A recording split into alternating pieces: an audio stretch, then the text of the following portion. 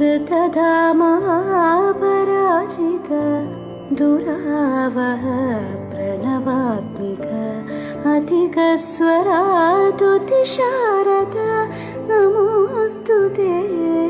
श्यामाम्बरं मुखसागरं तुलसीदलम् अतिसुन्दरम् कनकासुखं